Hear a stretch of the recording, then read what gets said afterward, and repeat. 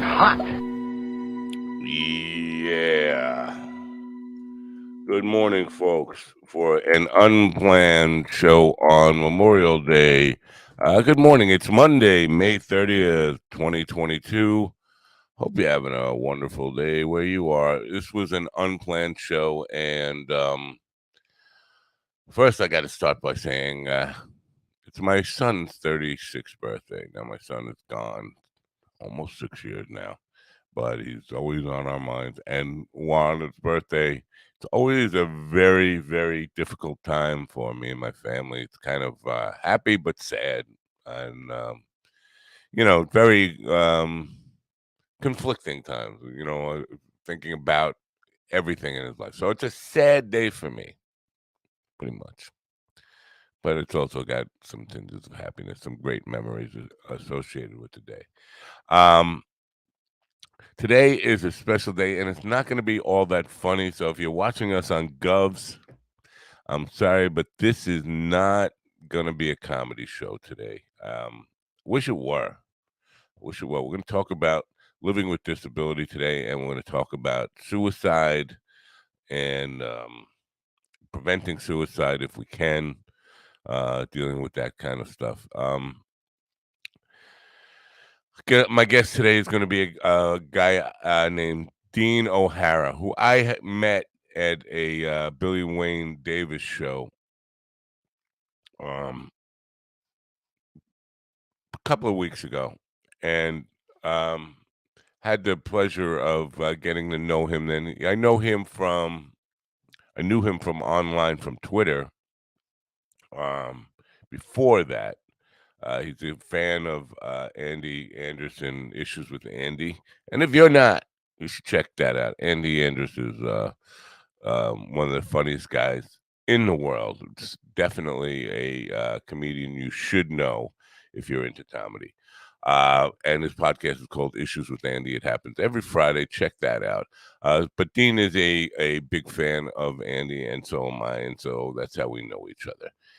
Anyway, we met at a Billy Wayne Davis show in Brooklyn, and good guy, and somebody who's got some things going on, and we all have some things going on, and it's important to kind of realize that we all have some things going on. Anyway, Dean has had some struggles. I'll put it that way, and I'll let him tell you his story. But deals with suicidal ideation, and I think many people have had that experience, but few people have ever gone to the lengths of actually trying it, and not just trying it, but having somebody intervene in order to prevent it from um, being fulfilled. And Dean is one of those people. And if you are too, maybe you can add something to this conversation. Would love to hear from people. He's going to be with us early. This should be an early show, probably ending by, I don't know, shortly after 10. It's not going to be the full show till 11 or 11:30 as usual. But I did want to, first of all, give him something to look forward to beyond Saturday night. And we'll get into that when he gets here. And so this show is not going to be a whole lot of laughs. It wasn't a scheduled show. I was planning on having the day off today. I know a lot of people are having the day off today. It's not. I'm going to get up early on Memorial Day weekend on my day off to listen to some goofy old man streaming a live radio show. I know that wasn't in a lot of people's plans. So if you're with me today, I very much appreciate you being with me today. If you have something to add to the conversation, I think that would definitely help. Um, let's see what's going on in the world today. Well, Joe Rogan, Blow Jogan, is got himself some more controversy. What else is new? And it's all about um, the shootings and gun control debate that's going on in America. Um, Joe says we have a mental health problem, not a gun problem. But I do believe mental health issues are not confined to the United States of America. And I think we'll find out some of that today. I think we'll have, hopefully, a young man from Canada who can talk about that today, and maybe some guys from the UK, and maybe some people from your other parts of Europe talk about mental health is not limited to America. Well, what is? Mm, Easy access to automatic rifles and automatic weapons, maybe part of it. And I'm not a gun grab guy, but we have to understand that the Second Amendment in America was written for state militias in order to maintain a well-regulated militia. It's one of the few laws that has the intent right up front. Here's the intention of this law in order to maintain a well-regulated militia. That's the more important part of it. It's not about individuals owning nuclear weapons. And a lot of people are on the side that, well, we need guns because if we don't have guns, we need, big guns and tanks. Because we don't have that, the government's going to take over and we're going to have authoritarianism. Well, that's paranoia, folks, and it's delusional to think if you can to think that no matter how many weapons you have, you're going to be able to fight the United States government uh, in America. That's ridiculous. How did that work out for Koresh? He had plenty of guns. You want to review the tape and see what that looks like? You're not going up against the United States of America. You're not. If you're a citizen here, I don't care if your house is filled with guns to the point where you can't fit any people in there. It's all guns. You're not going up against the government at any point. So that's a ridiculous argument. Now you're hearing the idiots on the right who are just, paranoid might be part of it, but I think a lot of it has to do with the deep pockets of the NRA buying politicians, and they don't want to lose that support, and they don't want to lose the support of Billy Bob Get Her Done, who loves his guns. Now, I have friends who are not Billy Bob Get Her Done, who are gun enthusiasts and have guns and are responsible gun owners. But I think part of the Ted Cruz problem and people like him is they're afraid that America, if he proposes any new gun laws, he'll lose his power. He'll lose his seat in the Senate, and they hold on to power more than anything in the world. They care about holding on to their Senate seat, and they said as much, more than they care about children, the lives of children. But it's not just about children, folks. This is where we get hung up on the most recent shooting, and that's not the most recent shooting. There was one in the streets of Chattanooga, Tennessee, this Saturday night. Adults running for their lives. So the proposal with the one door thing, one door is not, we can do that on schools. We can have one door on schools, and the minute there's a fire and 100 kids die or 1,000 kids die, whatever the number might be, we'll revisit that one pretty quickly. One door is not going to work. And again, this is not limited to schools.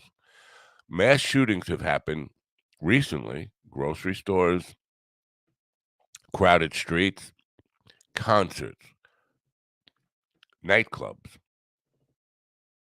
uh, office buildings, places of work, where people work. Mass shootings happen everywhere in America. We're going to have every place in America with one door. And that goes for the people who are saying we got to arm janitors and librarians, and we're going to walk around with a militia state. We need people armed guards everywhere. If this is all about freedom, that's not about freedom. Now you're walking. This is what happened in 9/11. The panic on 9/11 caused us to give up freedoms in the name of freedom. It's so fucking bizarre.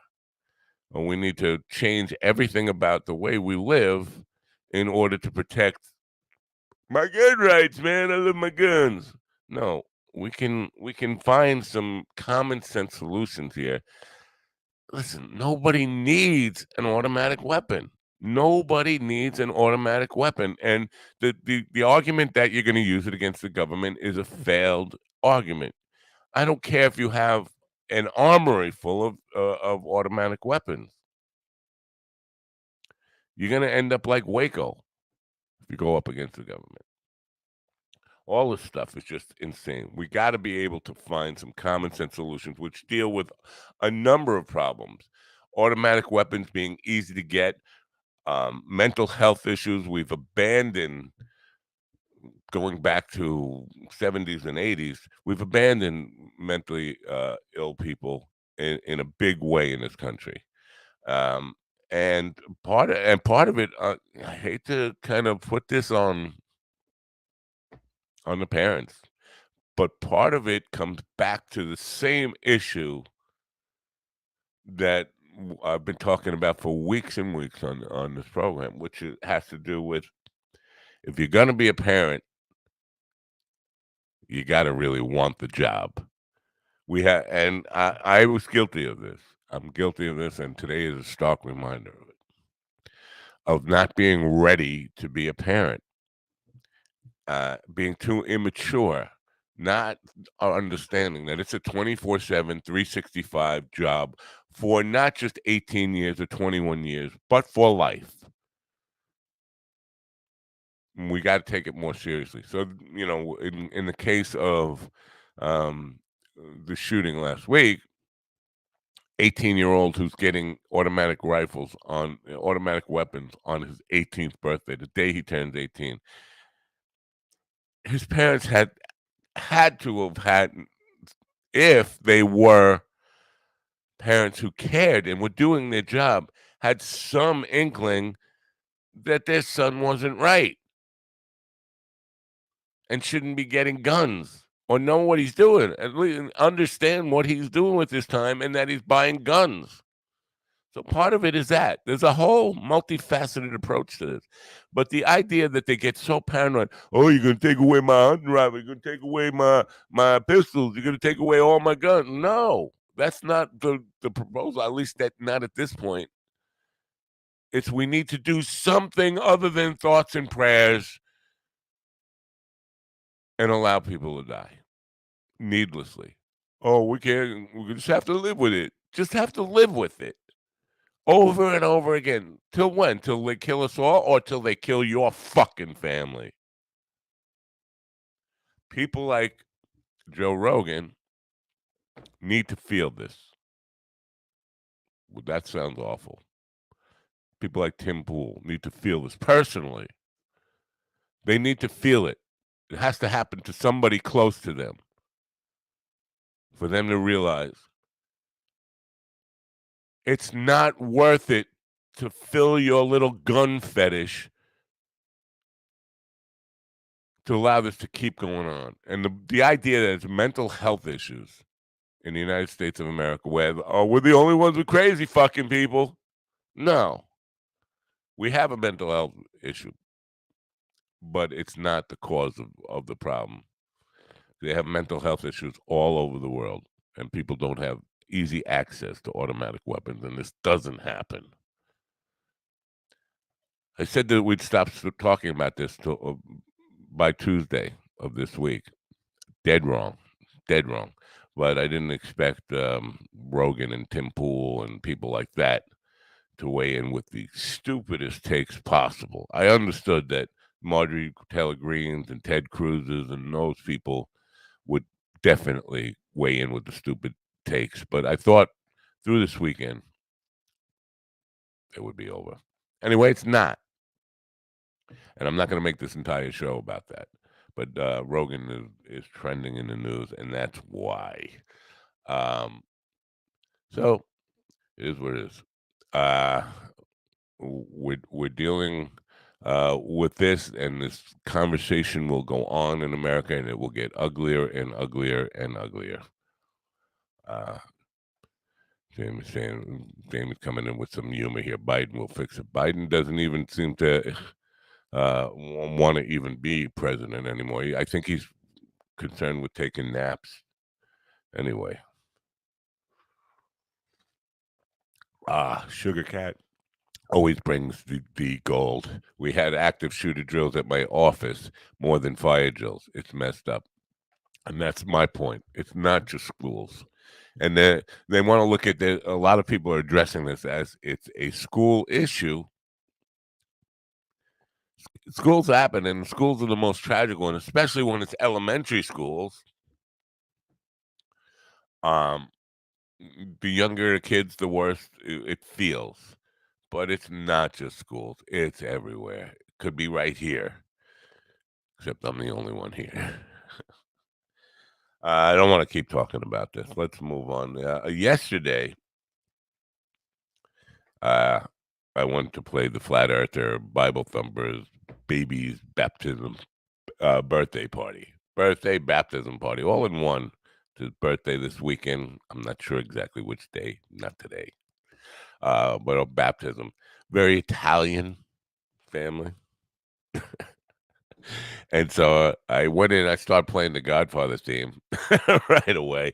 Um, and then her uncle Ralph wanted to be this well she kind of egged him on to sing along with me, and then he was becoming the band leader and telling me, calling out songs, calling out changes, telling me where to go. It felt like I was now taking direction from a new band leader, but he was a fun guy, and it was kind of a fun thing to take my mind off of just a shitty couple of Friday and Saturday. I look forward to this time of year as a musician, uh, big time, because I love playing outdoors. I love summer weather. And for me, there's nothing better than playing music on the beach in 80-degree weather or something and getting paid for it. That's a dream, man. That's a dream come true for somebody like me.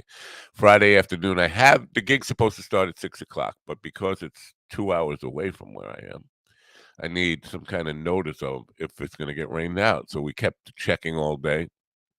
Got a call around 3 o'clock. No, the show's a go. We're gonna do it. It's rain's gonna hold out. Come on out. So I left. I drove 2 hours, and as I'm pulling into the parking lot, I got the call. Oh, we can't do it. Can't do it. It's too windy. There's a huge storm blowing in. Sorry, but we can't do it. I just drove 2 hours. Ugh. Now I'm not gonna get to play music. I drove 2 hours, and I'm not gonna get to play music on the beach tonight. Not happy. Got to drive 2 hours back. So not happy about that. Then Saturday comes, I got an outdoor gig again uh, at the Long Island Yacht Club. Ooh. And that's an outdoor gig. And we get there, and I notice as soon as I get there, there's a powwow going on between the band guys and the manager of the place, and not looking good. And they were pointing at me like I'm going to make the decision. Like, I don't want any fucking part of this, man. I used to run the band. I used to be in charge of it. I used to be the guy making the decisions. I opt out. I just you tell me where to set up and what to do. The question is, well, there's a storm coming in. Do you want to set up inside and then once the storm passes, set up again outside? Like, no, I don't want to move a whole band setup. I'd rather just get wet. The drummer doesn't want his drums getting wet. I can't get my equipment wet, and uh, I don't want to be part of this decision. I don't want to be part of this decision. Well, I think you should set up inside. I think if we set up inside, we should stay inside. I thought you didn't want any part of this. You're right. I don't want any part of this. I call Mikey because it's Mikey's decision to make. And he's like, "Oh, what do you got? We'll work it out. Well, I think we should do what they say: move inside, move outside." I'm like, you know what? That's fucking work, man. I'm here to play music. I'm not here to move equipment around. And it's a huge place between inside and outside. It's not like it's like good 600 feet away. Anyway, that's what we did. We ended up we just got set up indoors when the storm came rolling and it poured downpour. Good decision that we got indoors. And we started playing there. And then the storm passed. Okay, what do you want to do? And oh, we're gonna end up doing this now. Second setup, move it outdoors.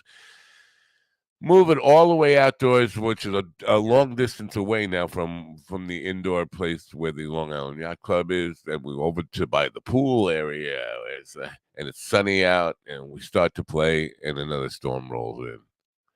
Are you fucking kidding me? This is a fucking weekend from hell. So yesterday was a good day because I went to go someplace, play music, no hassles, easy setup, and it wasn't aggravating. Now Saturday night was even more aggravating. Aggravating is not the right word because he's going to say I'm sorry again, and I don't want him to say that. And I'm getting to the point where my guest should be arriving soon, I think. So after the long day of moving equipment back and forth and inside and outside and blah, blah, blah, blah, get home and check Twitter, and that's when I see Dean's message that he's feeling suicidal. Nobody loves him. He feels all alone. And again, now Dean has tried this a couple of weeks ago. He just got out of the mental hospital, uh, doing a 10-day stint for Suicide Watch when I met him 2 weeks ago at the Billy Wayne Davis show. And he's saying he's suicidal. And I see the post was 5 hours ago at that point. 5 hours before I saw the post. That's when he posted it. And I said, fuck, man, don't do it. And I see there's not a whole lot of people responding to him, and nobody is actually taking it all that seriously. Like, yeah, you're one of us, man. You can't do it, blah, blah, blah, blah. And I understand it's hard to know what to do. And there is no right thing to say or do in that situation. There really is none. Yeah, well, there is a wrong thing. You could say, just go ahead and do it, man. That kind of thing. That would definitely be the wrong thing to do. But knowing the right thing to do, listen, we can struggle with this. We can try to do the right thing. But I am not that kind of person. I cannot take that lightly. I've had too many people, and the number is staggering if I tell you the number. Too many people close to me do it, go through with it, and leave a devastating hole in people's lives, um, and end their lives prematurely and needlessly. For me to just not take that seriously and do everything I can to do it. So that's what I dealt with Saturday night, which is the reason this show is happening today. Now, I've had a lot of conversations with people since then about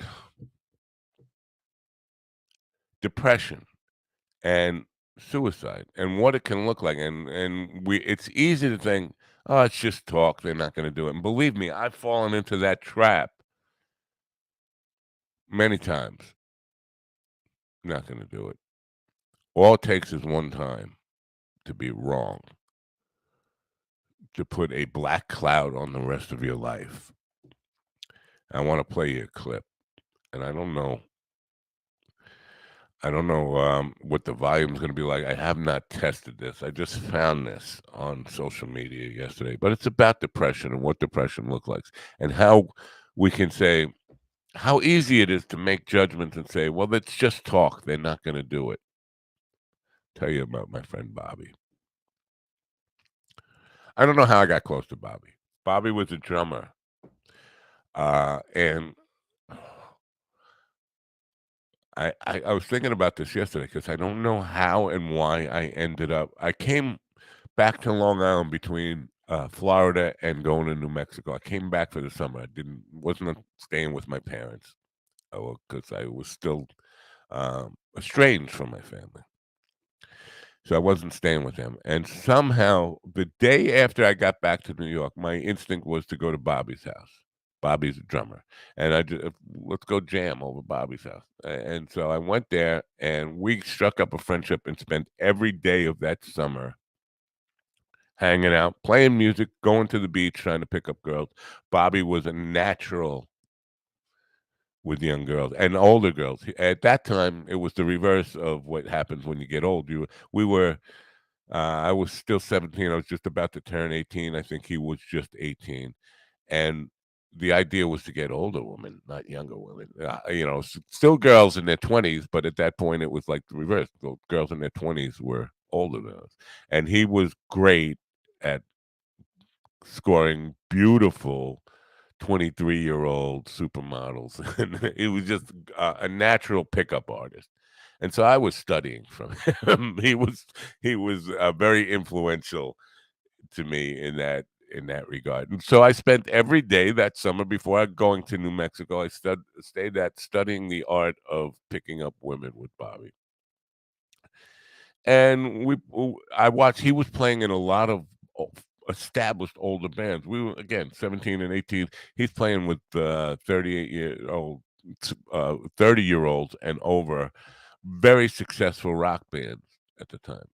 And I was extremely jealous of that.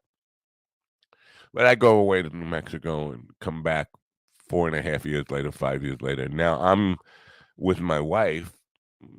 This was before we got married, and he starts dating my future sister-in-law, and so we got close again. And Bobby had this other girl in between, going out with my sister-in-law, and he'd be breaking up with her. A girl he was really in love with. Her name was Joan. Bobby was head over heels in love with Joan, and she rejected him. And he told me he was going to kill himself. And I poo-pooed it. And he broke up with Joan, and he was really depressed. And then he was going out with my sister-in-law again, but I could tell he wasn't all that interested in her or into her. And then he broke up with her again, was going out with Joan again. She broke his heart again, and he told me he was going to kill himself. And I said, you got to stop saying this crap, man, because we know you're not going to go through it. And I was at a poker game, and the phone rang, and I picked it up, and it was my friend Steve, and he said, Bobby just hung himself.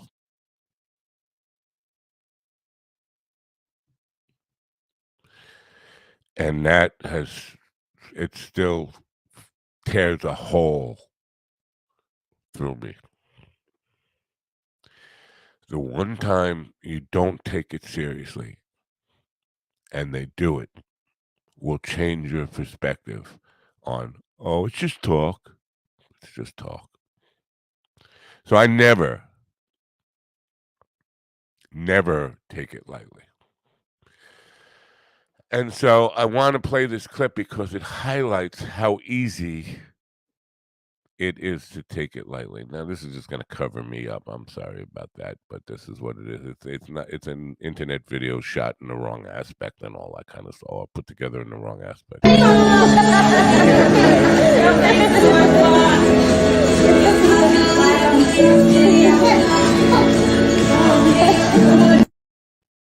Whoa, it's kind of short too. It's what depression looks like. I couldn't make that lower for some reason. Um, well, but you get the idea. The girl. This is a girl dancing, and I don't know why it's the short version of that. It's actually longer than that. But girl dancing and smiling and happy. It's 12 hours before she killed herself. That was very loud. I apologize for that. I don't know. There's usually some kind of way to control that here, but there wasn't with that clip. Anyway, she's dancing and smiling 12 hours before she killed herself. That's what depression looks like. That's what somebody who might really do it looks like. We can't always judge, well, they don't look depressed to me. She looks very happy to me. Yeah. And you dismiss it, and then it happens. I can tell you, yeah, it's only 10-second clip. I don't know why. The clip I saw was much longer than that. I'm going to delete it right now. Anyway, the point is, I can't let that go, especially if I see somebody on social media saying they're going to do it. And so all I had at that point was a Twitter handle name. I didn't even have his name. I didn't know his name. And I knew he lived in the Bronx. Those are the two things I had. I had his handle name, Despist 161, and the Bronx. what am I gonna do with that? Well, I could try, um, Googling this stuff, see if I could find out his name. I reached out to Twitter. Anybody know his real name? Um, and Tom Kanopka got found a old, um, post or tweet of his that had his name in it or what might be his name. And, so I started researching that. Could not get an address, but I called 911 in the Bronx, and, I said, I don't know what to do. There's somebody who's saying they're feeling suicidal and they might actually do it and they're online and I don't know what to do about it and I don't really have a lot to go on. And they said, "Well, take down his information. We'll see what we can do." I said, "Is there any way anybody can let me know about this? What you find out?" "Oh, we'll take your name and number and I'll make a note of it." Okay. I'm telling them to call me. Obviously, people on my social media have my phone number, and anybody who watches this show has seen that it's been on enough times. Uh, Let me just here it is again. So just in case anybody ever needs it, 631-496-6464. I'm here 24/7. If I don't pick it up because I'm in the middle of a gig or something, I call people back. Anytime that happens. So he found my number and finally somewhere around midnight, I think it was, that he got in touch with me. And I picked it up. I said, "Dean." He said, "How do you know it was me?" The Bronx. No, I believe it or not, I don't have that many friends, especially in the Bronx, who are gonna call me at midnight on a Saturday night. That's how I know. Anyway, I talked to him for a good long time and was convinced that he was off the ledge. And I I said, "You know what? You need something to look forward to, and you need to think outside of yourself. The way to escape." And listen, I need to put this out there as a disclaimer. I am not a mental health professional. I am not licensed to practice in any state or city or jurisdiction in America or anywhere in the world. Not that. But I do have some ideas and I have worked suicide hotlines and I have some understanding about how to get out of this cycle of suicidal ideation. And a big part of it is thinking about others. And I know that's hard to do when you're wallowing in your own pity, self pity, and feeling like nobody loves you, you're all alone, have nothing to live for. Well, here's what you can do. You can start trying to think in terms of how do I help pay it forward? How do I stop somebody else from doing something that I don't want to do, but I feel like I need to do? Well, the one way you could do it is by spreading your message and talking to people and telling them about your pain and how you're dealing with it. So I invited him. I said, sometime you could definitely come on the show and talk about living with disability. He's got a traumatic brain injury, and that complicates his life severely. And he's got no family or friends, and he's living alone on disability. And so you can understand how, man, life can get depressing sometimes. I said, yeah, but you got to share that story. And so doing this show today was hopefully a way to get him to commit to, first of all, hanging around at least till Monday, talk about his story, share it with others, and hopefully make a difference in somebody else's life. And that's that for me and for all the hundreds of people I've dealt with over the years with this particular, I don't want to call it mental illness. It's mental condition of suicidal ideation. It's the thing that has saved more people than I can count, is the idea of paying it forward, giving to somebody else, trying to stop somebody else from doing it, and having a purpose of letting them know what you've experienced and how you've been there. And I shared my experience a couple of weeks ago with having to be locked up for a suicide watch. I wasn't actually doing it. Now, I'm not in denial about this. I was a drug addict, a drug user, and was having some sleeping problems. And because I was in Brockport, New York for a single semester. I had transferred from New Mexico to Brockport, New York for a single semester because of a girl.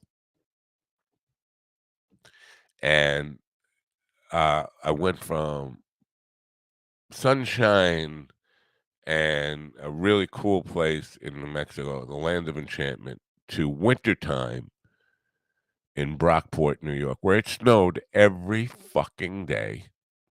And I was in the third floor of a dormitory. Now, I was used to living in a house by myself off campus. Now I'm in a dormitory with two jocks, wrestlers, sharing a room, roommates I did not get along with.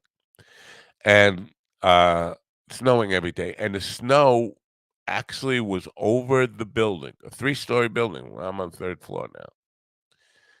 To the point where we didn't need a refrigerator. All I needed to do was open the window and dig an ice box into the snow that was outside our window. Seriously. And that's what I did. I kept my beer and stuff outside the window in the snow bunker. Um, anyway, snow, and it was a depressing time, and I wasn't sleeping. So I went to the school shrink, and they prescribed me a bunch of sleeping pills. And I went home and I ate them all, which is what drug users do when you give them pills that can get high. Anyway, my roommate walked in and found me with a empty bottle of pills laying there and called 911. Before you know it, I'm getting my stomach pumped. And they're saying, well, a suicide attempt. We got to. That wasn't a suicide attempt. It was a get high attempt. It was a knock me out. I haven't slept in 3 weeks attempt. We're judging it as a suicide attempt. You gotta two choices. Either you can voluntarily be put in the hospital for a suicide watch, or we're going to mandate it. Oh, well, that doesn't sound like two choices. It sounds like one choice. You're saying basically submit or I will submit you. And that's what it was. So I had a 3-day mandatory stay in the suicide one and with a lot of people who were suicidal. And that was my first introduction to suicide and being around people who think that way. And it changed my life. Maybe for the better, maybe for the worse. I don't know, but it definitely affected my life and gave me some different insights onto the mindset of somebody who's thinking about ending their own life. And I did have later in life lots of suicidal ideation. There were times when I was homeless. I was homeless 3 different times in my life. And I've talked about this, gone from doing very well, making lots of money, having it really nice to being homeless 3 different times. And homeless and alone. I shared this with Dean the other night on the phone. There was a time where I lived in the woods by myself. I'm going to share this story because this is where suicide thoughts were the most real for me. I was living with a woman I was not in love with at all. Not even so much in like with. Although looking back, she was a very nice person and deserves what she got out of the relationship, which I'll talk about in a moment. But I was trapped. I was trapped in a relationship that I'm not good at breaking up with people. Never want to be the one to say, uh, I'm leaving you because I don't love you. That's a tough thing. Tough thing for me. I can't be the bad guy. I can't be the heavy. So I was trapped, but I was playing in the band a lot, lots of gigging, and I'm in my early 40s, And a young girl takes a liking to me, and I'm smitten with her. And I'm thinking, this is my way out. I'm gonna leave and be with this girl. Now, I had bought this house that I was living in with the other girl, and the house was appraised for $1.2 million. And this is 1998, 1999, and that's a lot of money in that time. And it's a big expense. But I left her to go live with this girl in now I'm living in rural Eastern Long Island, and I went to live with a young girl, 20 years younger than me, in very busy, hectic, city-like what southwestern Nassau County, which is, congested, small, in an apartment. And it wasn't long before I realized I don't love this girl. She doesn't love me. We just were flirting. It was a stupid, spontaneous, sexually driven decision to go live with her. And so we broke up after like 6 months of living together. And now I gave the house to the other girl. House, I put it in her name, surrendered it. Here you go. And I got nothing at this point. I'm leaving a young girl, and just after I left her, I lost my job. Place laid me off, and basically that was it. So I'm living on unemployment now, and I got no place to go, no home. So I rented a cabin that was in the woods, remote from anybody, and I was by myself and completely alone, cut off from. I'm not in the band anymore now because that's a whole other story about how I should share that with Kiara sometime about how things were on the outs with the band. And so I left the band, lost my job, lost my house, lost my girlfriend or girl I was smitten with, completely alone in a cabin in the woods, sheltered off from the world. Man, that's a depressing place to be. He's supposed to be with us, by the way. Probably, and I know he's not sleeping because I saw him share this on social media not too long ago. Uh, I don't think you are on deck. Um, oh, he thinks he's in the back room. I don't think he is. Yeah, I got to send him the correct link. I don't think he's in the right place. He's waiting for us. There he goes. Look here.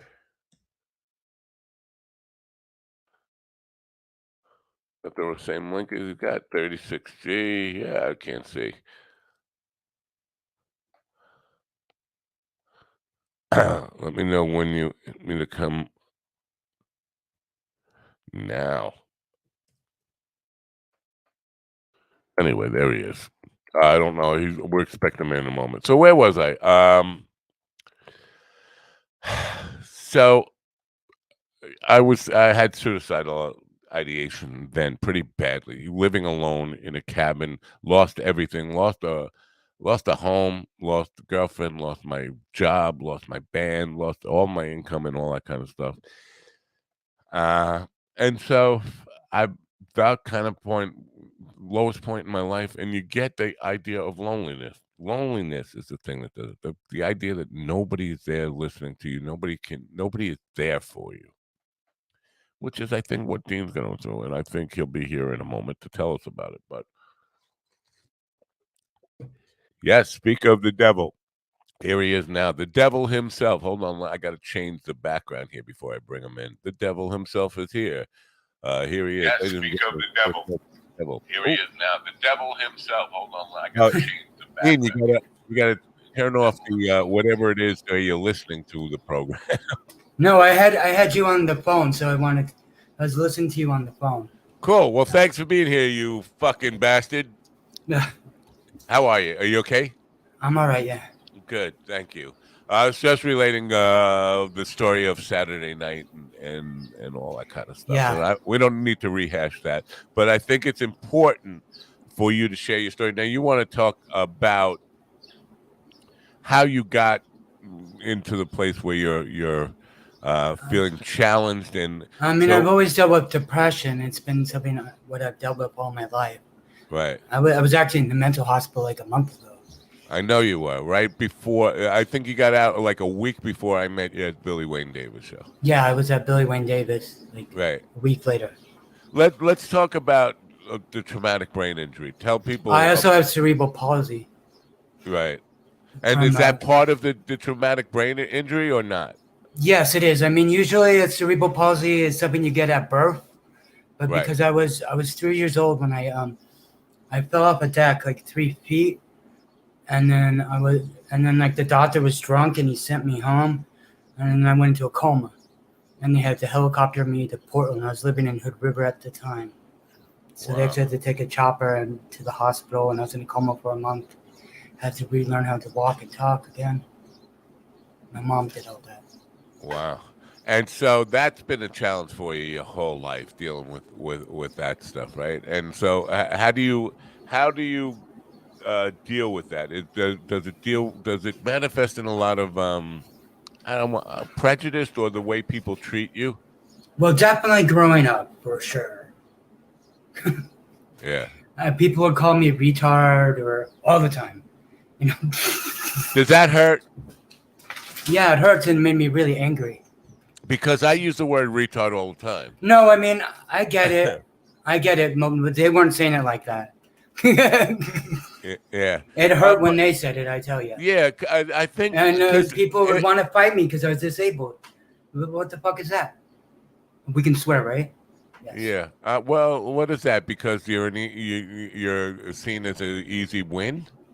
Is that what they want to fight? Yeah, I think it's that. Yeah, it's like it was rough. So I kind of got angry, but that kind of led me to different things. But like I took refuge in music a lot. Punk rock was very important. Right. It kind of gave me a way of like fighting back in a positive way, maybe. Right. And reggae, yeah, but then yeah. So I got a master's in philosophy. Wow, good for you. And then I was like, I ended up traveling for 7 years. I was living in Germany, Colombia, Mexico. Because it was cheaper to live. When did the problems start again? Like when what problems? Depression? I mean, yeah, the depression and the suicidal ideation and all that kind of stuff. It's something I've dealt with a lot. But, this time has been very, very difficult. This COVID time. Right. And then, like, I'm in the Bronx so I've been isolated.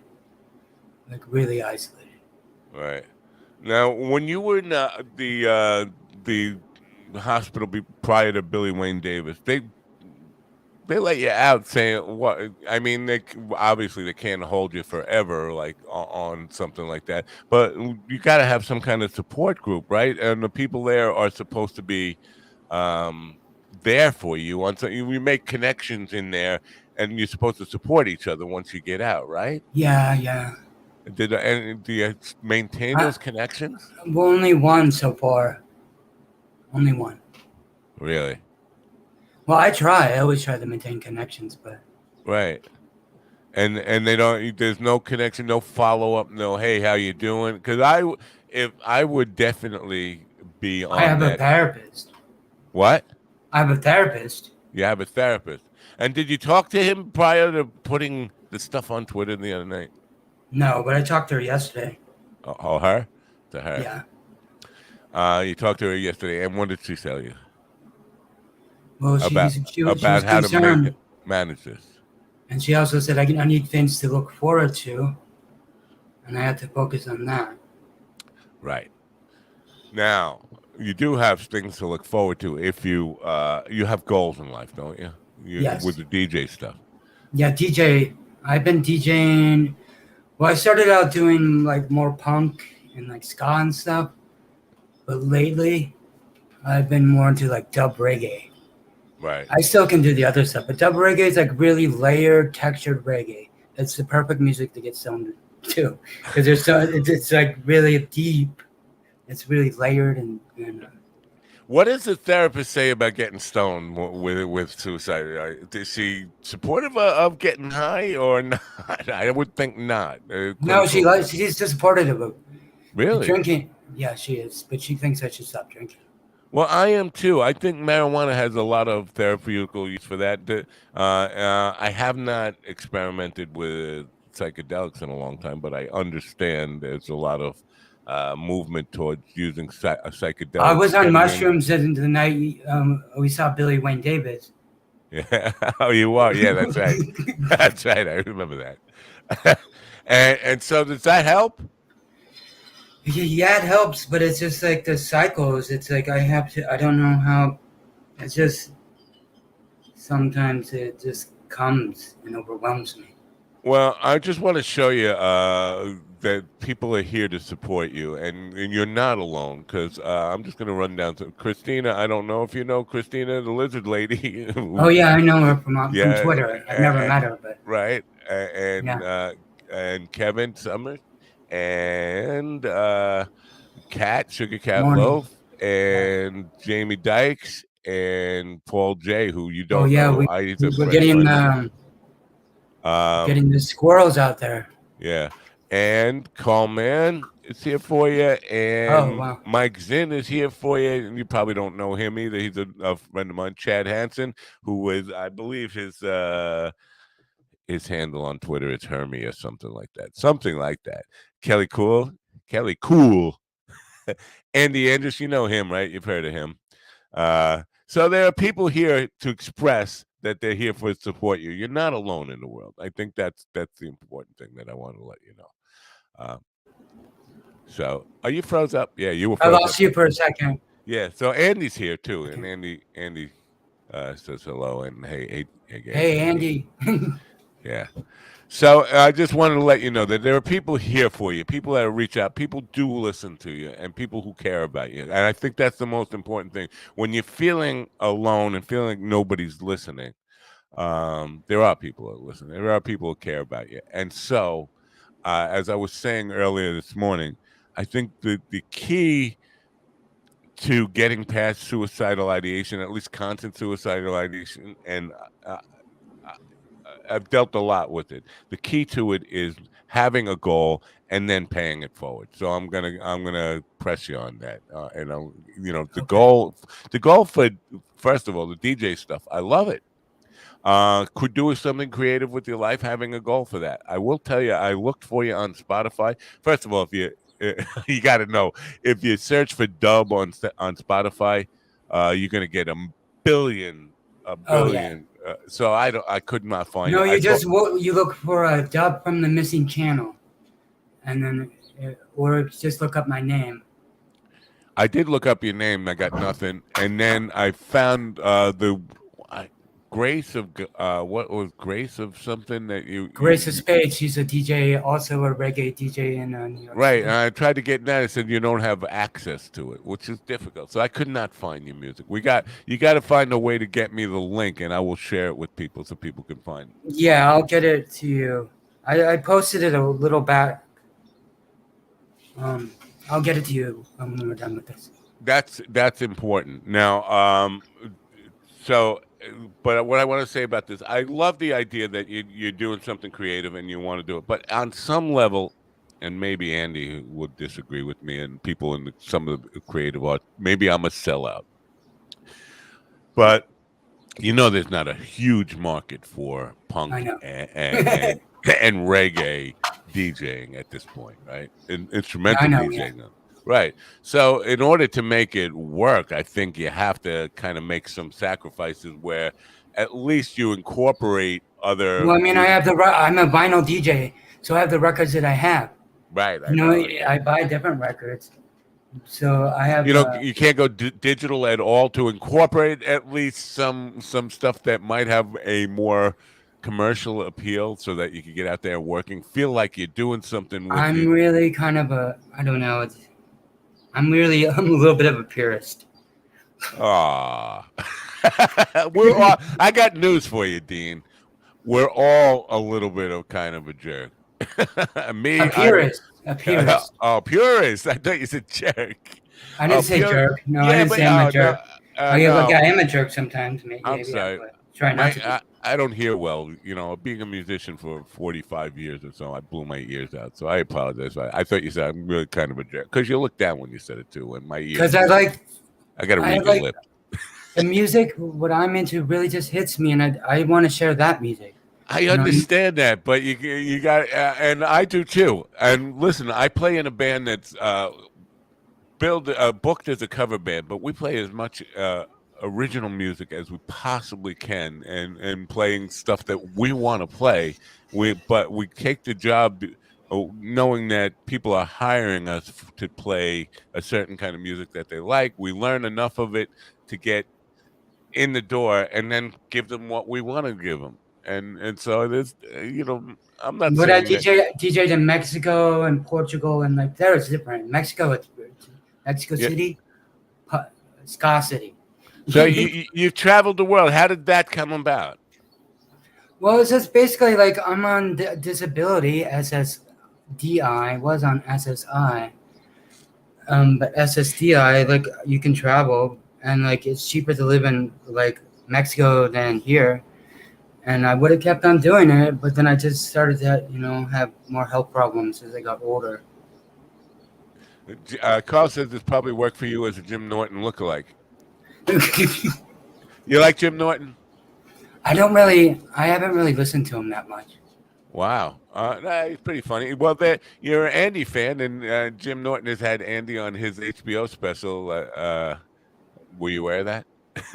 I wasn't aware. Look for that clip. There's a clip Okay. from, that's probably a good 15 years old by now, I think. But I think it came out right around Dumb It Down for the Masses. Anyway, yeah. So I don't know if I may have seen it somehow. Andy said we could use a good reggae DJ in Death Valley. The party that they have. That would be great, but I don't know. How can I get to Death Valley? I can't drive. All right, you got to stop with the butts. Yeah. The butts are, that would be great, but no, if there's a will, there's a way. We make it, if you set a goal and you have a positive attitude that you can make it happen. You might fail, but you can't. You're guaranteed to fail if you're just gonna be defeatist about. But I don't have transportation for it, right? We think about that. Well, if the challenge is transportation, we think about, well, how do we solve that problem in order to get you there?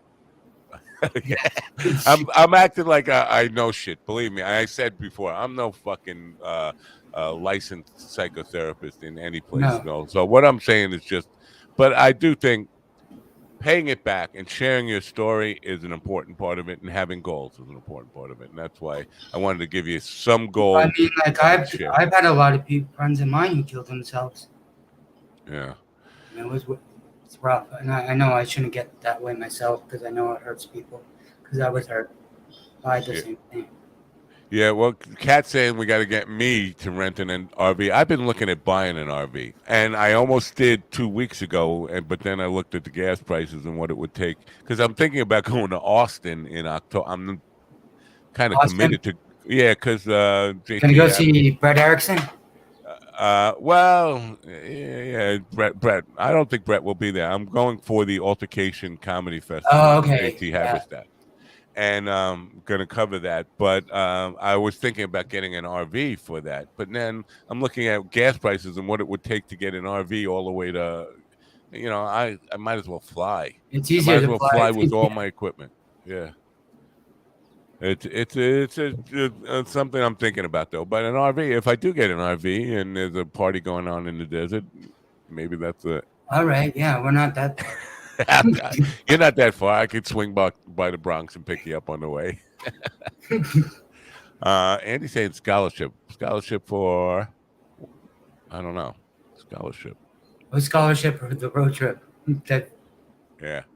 So what is all the stuff on the wall behind you? What do you got going on? Oh, these are like It looks like religious stuff. It is, yeah. It's Sufism. That's a part of my life. It's like kind of meditation and mystical version of Islam, but it's not big on the rules so much. And does that help when you're in the throes of suicidal ideation? It does help you, Right. but in the ideation, it's difficult when I'm in that moment. It's kind of like a sophistic, trapped myself, So, and is there anything you besides Twitter? I mean, Twitter's nice to have connection out there in the digital world, but in the real world, are you doing anything to make more connections and bring more people into your life to have a support? Yeah, I'm trying to go to different things, and like I have friends, but they're all in Brooklyn, and Oh, you know what? and then my friends are all in Brooklyn, super busy, so I don't see them very much at all. But I'm trying to reach out. Why the borough difference? Why are your friends all in Brooklyn and you're in the Bronx? I'm in public housing. I'm in transitional housing, formerly homeless. So that you got to go wherever they tell you to go. Well, pretty much. I'm gonna try to get out of it. I like the Bronx though, but it's too far. Yeah. So you're a Brooklyn guy, but you found yourself in the Bronx because of the public housing thing. I don't know if I'm a Brooklyn guy, but I guess like the music. Well, where you from originally? I'm from Portland, Oregon. Portland, Oregon. What the fuck are you doing in New York? I got my master's here, and then I did 2 years PhD. And like, so is the disabilities just from the palsy and the traumatic brain injury? Because if you have a master's, it seems like you could be teaching, you could be doing something, right, or not? I mean, I did teach 1 year at John Jay as an adjunct professor, but you really got to have a PhD to do that. Really? Yeah. What about teaching at a lower level of education? I mean, I used to teach English abroad, and I have a certificate. Seems like that would be a good thing to lift your spirits and keep you out of the doldrums. I'm going to do a butt again. You're going to do what? Do another butt. Yeah. The certification for teaching out of the country is completely different than teaching English in the country. Right. So there's that. Well, what can you do to overcome that kind of stuff? There has to, for every problem, honestly, there's a solution. I'm working on, because there's lots of stuff that goes in with this housing stuff. Like, it keeps me pretty occupied, but I'm looking for eventually trying to become like assistant social worker, because I think I could help, because I know the system pretty well, because I've been in it so long, and I think I could help people. Because when you're on disability, you don't know what to do. They don't. It's not like they give you, oh, this is how you get housing, and like, this is what you can do. So I'd like to help other people. Hopefully, that's my goal eventually. That's the key, I think, Dean. I really do. I think being able to help other people is an important part of helping yourself. It absolutely is.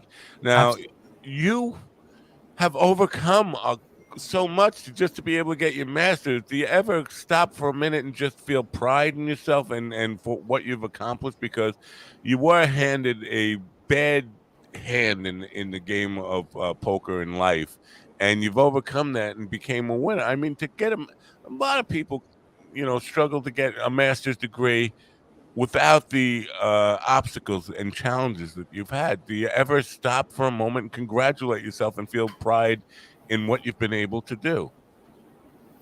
Sometimes, but not that often. Why? Why is it? I don't know. Maybe it's something that, I don't know, the self doubt, the self hate sometimes. Well, I'm laughing. I know it's very serious, but Well, on this program, Daily, and this is an unplanned version of this program. We were actually planning on taking off today, but Daily with Kiera is a part of this program, and she comes in to kind of spread some happiness. Now, I have to tell you, she's a Bible thumber. She's probably going to pray for you and try to convert you and make you all saved and all. But I think she'll be a happy influence, and I'm going to bring her in right now. I have to play some silly music to bring her in because I can't do it without that. But she's coming in right now. Okay.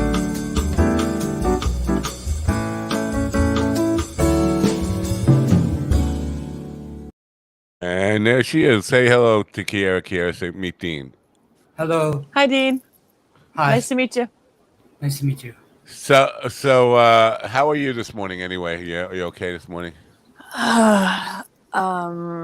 Very tired. Of course you are. How are you? You're always tired, but it's morning and it's Memorial Day weekend, and I just have one question before we get back to talking about Dean's issues here. Yes. Is there any chance that you took home the wrong baby from the hospital? Because he doesn't look like me, right? He doesn't look like you or Matt. He doesn't look like you or Matt, and it happens. I think he. You know, what's funny is I said to Matt, I said, you know, what happens if that were true, and he gets so defensive because but I think he does look like. I think he looks like Matt as a baby. If you see baby pictures of Matt, of course they're black and white. I've never seen any baby pictures of Matt, but no, I was like, because here's the deal: your two daughters. Yeah. If you and your ex-husband were in a room full of 1,000 people and I just saw your two daughters, I could pick out their parents without any problem. Right. That kid, I would say, I don't know, could be anybody here, but not you and not me. Right. Blonde hair, blue eyes, right? Right. So I was thinking that the whole way home. Could it be they took home the wrong baby from the hospital? Were there other baby boys born on the same day when you were in the hospital? I think so, and it has crossed my mind, but and I said, Matt, what would you do? And he said, stop it. He doesn't even want to talk about it. Well, good for him. Oh, all right, man. we can move on. So I've been talking to Dean here now. I think I told you a little bit about the story with Dean, but Yes. he's a guy who's had traumatic brain injury from the age of 3 and cerebral palsy. Oh, my goodness. And has overcome that to get a master's degree. What's your master's in, Dean? Philosophy. Wow. So you're a heavy thinker guy, and so but has trouble or giving himself credit for being like outstanding and overcoming those challenges, and deals with a lot of suicidal ideation and gets down on himself and defeated. A lot of butts in every solution. What I'd like to do, I could do that. And this is what I like, but any thoughts on that kind of stuff? I was once there, and I think to overcome it, you have to speak to yourself the way you would speak to a stranger. You have to respect yourself the way you would respect a stranger. I used to talk down on myself, get down on myself, feel suicidal at times. And we don't deserve that as people. We don't deserve to treat ourselves any differently than we would treat a stranger. I think that we don't give ourselves credit. We're our biggest critics, but I think,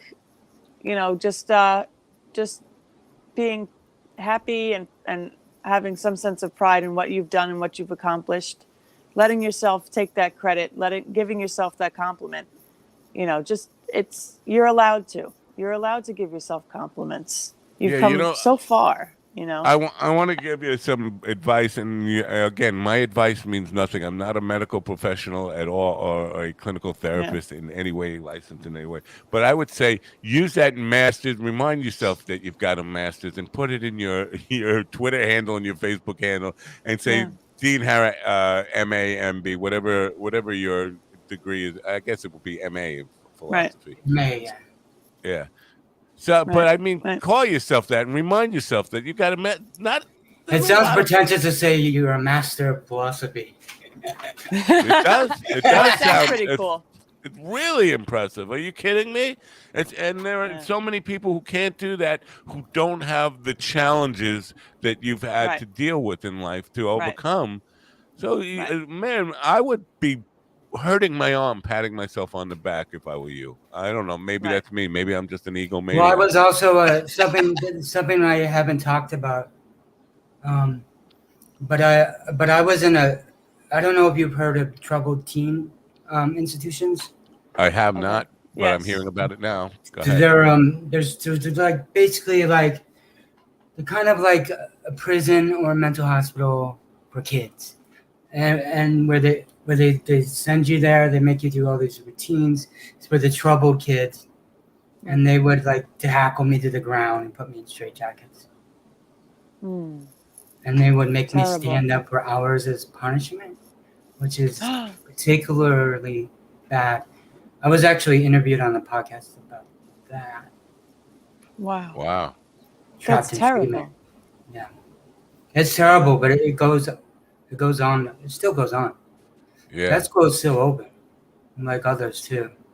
And so I had to deal with because I rebelled as a kid. My response to me people making fun of me when I was disabled was anger, because that. And so I rebelled against my parents, and I was like, when someone called me a retard, I told them to go fuck themselves. You know? Yeah. And Good. Good. It's easy for me to rationalize that, understanding that people who picked on you were just picking on you out of their own insecurities and their own weaknesses. But that's a rational thing. It's not an emotional thing. And in the moment, I know it hurts. Listen, I've been both. When I was a kid, I was bullied and was a bully. I think it's a cycle that we have to deal with. I think once you become bullied, your tendency is to bully other people. Now, you weren't in the position to turn that around because of your disabilities and stuff. So you were stuck with only not having an outlet for it coming to you. You didn't have a chance to put it back out. Not that it's a good thing to put it back out into the universe, but you've been bottling that up for 40 plus years now.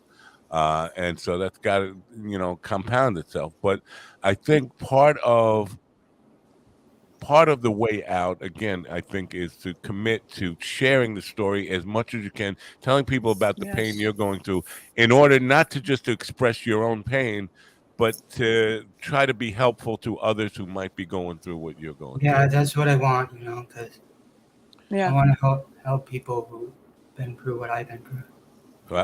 Definitely. How do you start? I mean, social media.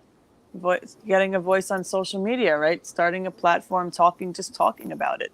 Yeah. I think others will gravitate to you with the same situations.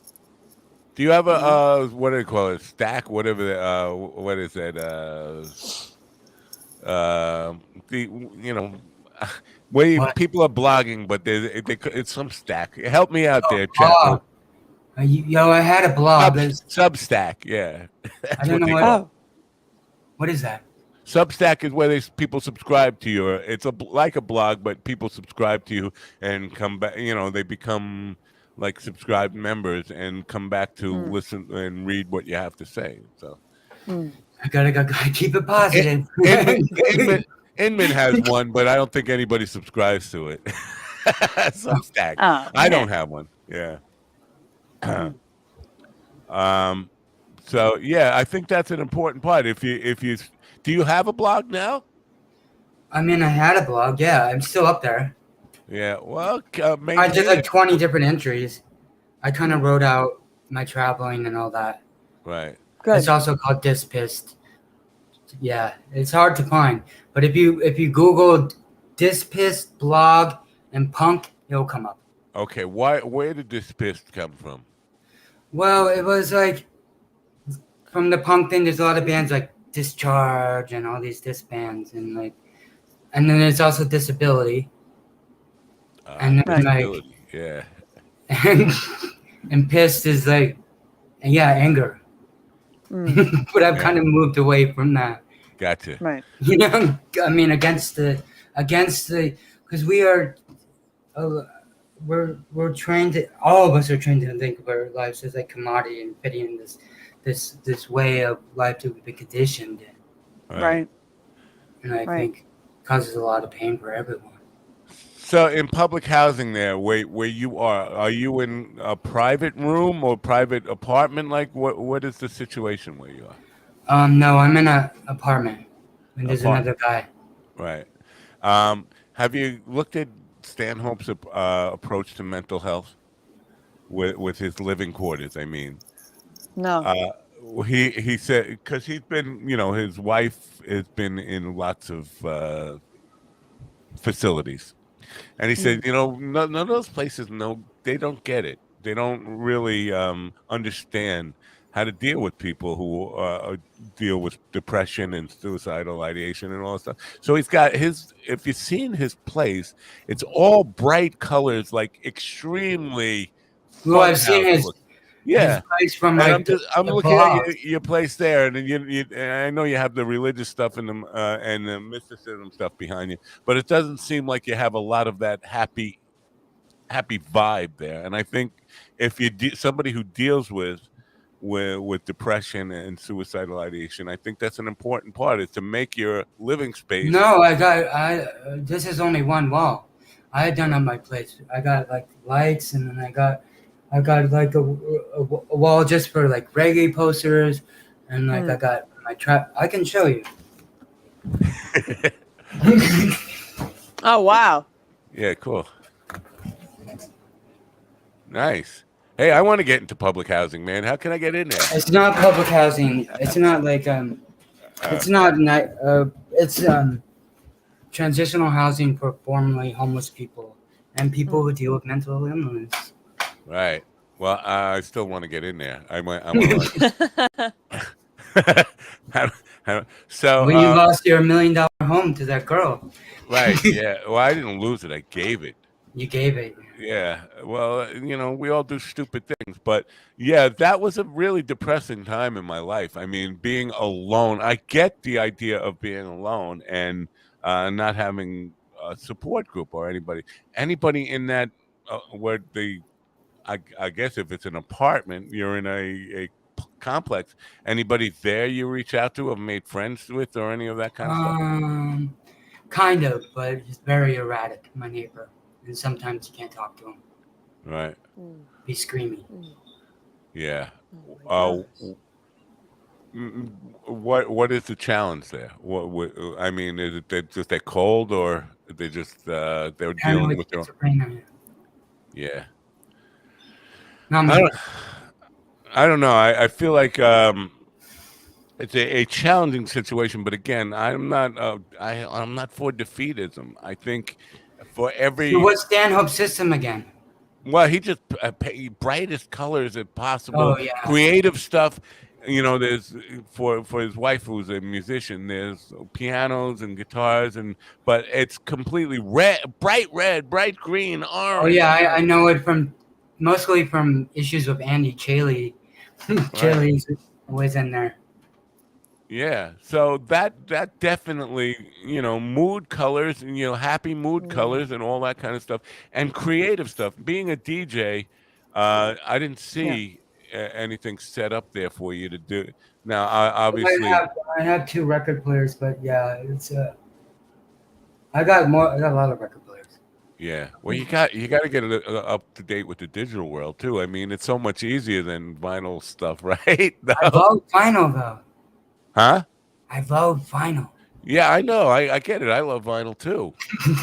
I get to being a purist and all that stuff. I definitely get that. But at some point, at least for the creative aspect, to keep yourself busy and keep yourself creating stuff, it's more convenient and easy to say, okay, I love the vinyl. I use the vinyl when I want to be really artsy and stuff. But when I'm just to keep myself busy and keep my mind off being alone and feeling suicidal and stuff, there's nothing wrong with sacrificing your purityism. What is it? Purism?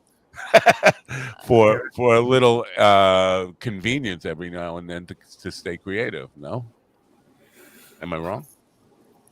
I don't know. I love what I love. That's all I can say. Yeah, I know. I agree with him. It's coming back too, all the vinyl and the styles and everything. So I think people will think it's original and and No, I it's understand a that, but change. I Yeah. definitely get that, but it's expensive doing, going out and Oh, finding the vinyl and all that stuff. Whereas, Well, that's uh, part of it, though. You have to go. yeah, You have to order things from London or something. You know what I mean? yeah, yeah. yeah, Well, and yeah. staying busy with the creativity is definitely, I think, a big part of it. Is anytime, and I know it worked for me when I was alone in that cabin in the woods for a while, got homeless, and then Yeah. moving to a cabin and being, without a band, without a job, without a girlfriend, without anybody in my life. Yeah. Staying creative was the thing that got me through it. Just constantly staying busy and trying to create new things. And I have to say, the stuff I'm most proud of, as far as my songwriting goes, was created during that period. So I A would lot of say, musicians and artists, their darkest hours, they came up with some of the most amazing stuff. So I right, mean, and just know that all those thoughts and feelings, they come in waves. So whenever I'm feeling low, I know that it's not going to stay there. It fluctuates. So I always try and remind myself when I'm down there that it's going to come back up. I just have to wait it out, kind of. So I'll take a walk, just keep myself busy, just trying to get out of that you know that thought process or that mood at the time. right. So that helps me too. So, Dean, now when you went for your master's, you had to have had that goal in mind and a plan for how you were going to achieve that, right? Right. Right. Well, yeah. Yeah. So, do you have a plan for moving forward in your life now? Like, do you Yeah, I kind of, do. I mean, I'm. Yeah, I mean, like within a year, I should get permanent housing, third of my income in New York City Good. for the rest of my life, and then Good. I could, I'm also taking because I didn't go to the doctor's lot because I was basically traveling, being poor and I wasn't going to the doctor. yeah, I And understand. so I had medical issues, so I'm dealing with the stuff that I hadn't really dealt with. And then once I get the house, I have a plan. And once I get the housing, then I could focus more on getting some sort of work. Our buddy Craig said, and this is kind of what I was trying to say about being flexible. I think he's echoing basically the same sentiment that I was saying. Being completely rigid keeps the feedback loop mechanism in place. In other words, having some flexibility in what you're willing to do to make things work. I understand. Again, I understand being But I want to creative. say that I'm being rigid about music. You know. Rigid seems like closed off, and it's the opposite thing that's happening. Right. Yeah, but being rigid in what you will accept as far as being able to, again, I understand that, believe me, having playing in a really unfulfilling kind of cover band for a long time, I understand that you don't want to sell out completely. Believe me, I understand that. But in order to keep the wheels moving forward, sometimes you have to make small sacrifices in life. I don't say make complete sacrifices and go 100% against what you love, but sometimes you have to make these small sacrifices in order to continue to do what you love. Does that make any sense? Do you agree with that at any level? I agree, but I have a different. I can do all punk or do all reggae. There's lots of I have lots of breadth in what I could choose from. So I don't see it as a limit. But I don't care about making money. I don't really make any money. Right. Right. I just do it because I love it. But I've been kind of. I don't really have a gig right now coming up or anything on the horizon. So maybe I am being rigid. So the plan moving forward, what is the plan moving forward? I mean, for tomorrow, for the short-term goals this week, how are we going to make sure that I don't have to keep checking on you every day to make sure you're okay? Not that I mind that, and I am here for you.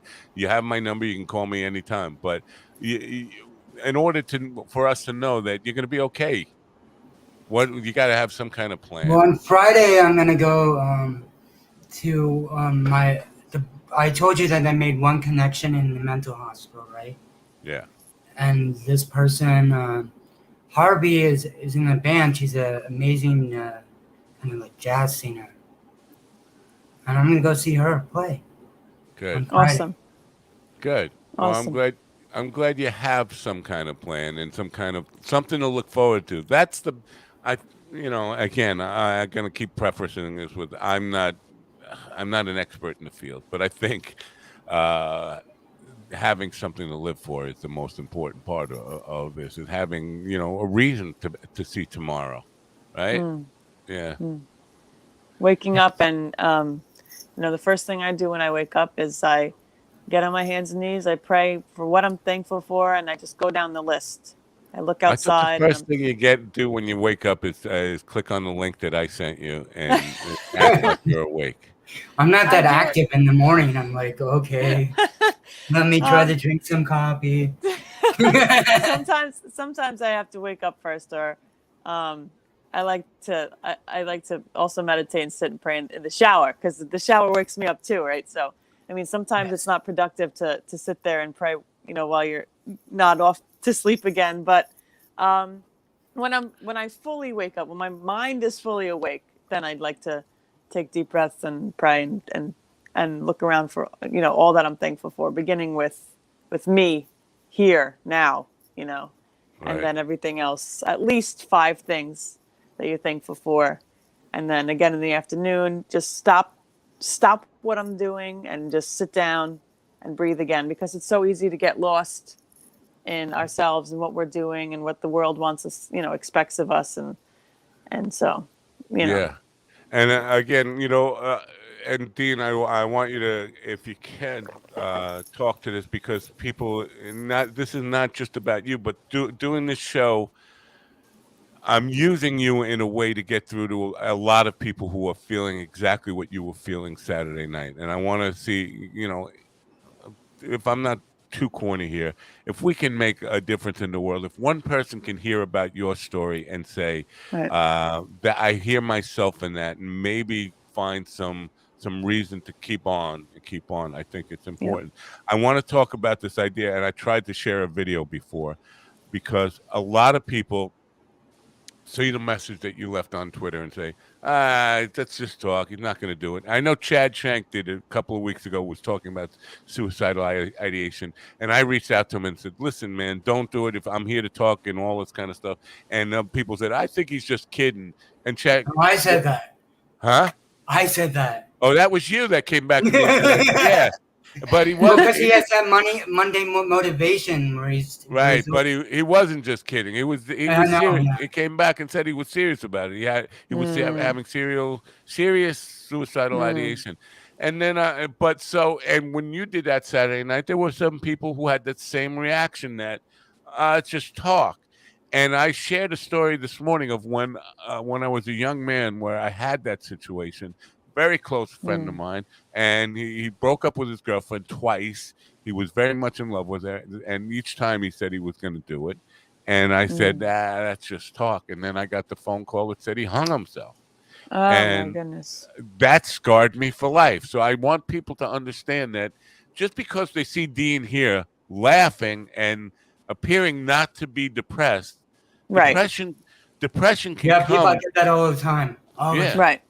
Right. And there was a video I tried to share that this girl is dancing, smiling, 12 hours before she killed herself. And people are so quick to dismiss talk, and I don't think we can dismiss it. So I just want to share that, and the idea you've had that before, where and so you were actually the guy who said that. I think he's just kidding. I don't think it's real. And so I just want to talk about that and make sure people understand that if you see somebody who says they're having suicidal ideation, not to take it lightly and not to just dismiss it. But then again, he did with Chad. So, I mean, that just shows you how easy it is. Because of the things he wrote previously, it was kind of a joke. That's why I thought. No, I know. I know how easy it is to do. And again, I've been there. You've been there. We've all been there. But I think it's important not to necessarily, would your alarm go off or something? My alarm went off, in case I overslept today. I like you on the top. to get on the show. I belong on the bottom here. Was I on the top last time? Yeah, I don't remember. You were there and Dean was here. It was like this. Oh. No? Oh, we're back there again. Yeah. Keep going. Go ahead. Keep going. Anyway, I was just talking about not dismissing it when somebody expresses that thought. You know, even if they're not necessarily going to do it, just to reach out and say, I'm here to listen is an important thing. And I think I'm telling you, they should not. I've been in the same situation multiple times myself. I even had my own mother mock me and laugh at me and embarrass me to her friends, like how much of a burden I was for having those thoughts, for attempting. So I feel you, and it's really important for people to take you seriously. You're yearning. For me, I was yearning for connection. I was yearning for someone to come and say, I'm here. And I never had that. And in one of my situations where I like Robin Williams' quote where it's better to be alone than to be surrounded by people who make you feel alone. Right. So that was my situation at one point, being surrounded by people who don't care about you and just smile in your face. And it's more painful than being alone. So sometimes I really like being alone. I like being comfortable in myself. I like making my own self happy and putting my own needs first. And, but it is nice for people need to take it seriously. People need to come and reach out and support each other because it's hard.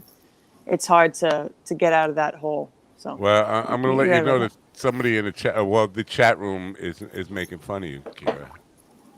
That's okay. What? Yeah, they said she fell off the flat earth. Okay. Yes.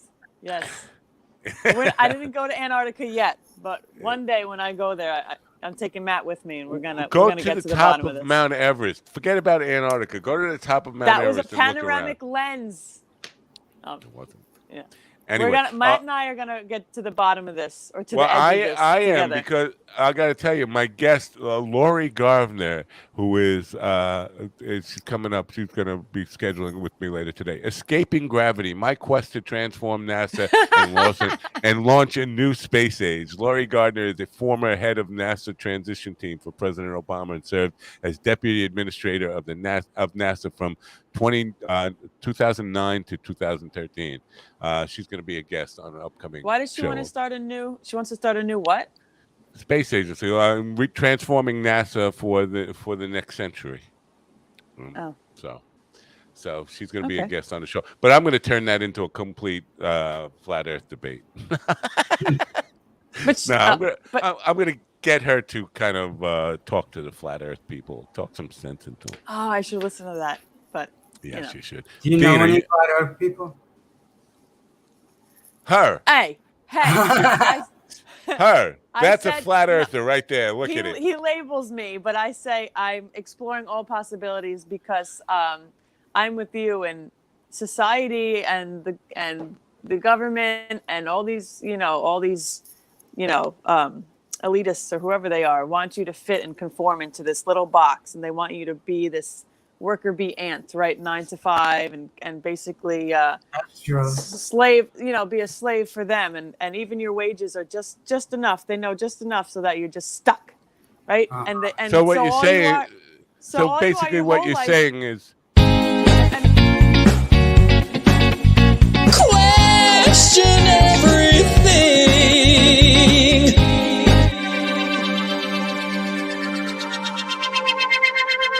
That's basically what you're saying, right? Yes, I love that. That is so funny. Oh my gosh, it made me cry.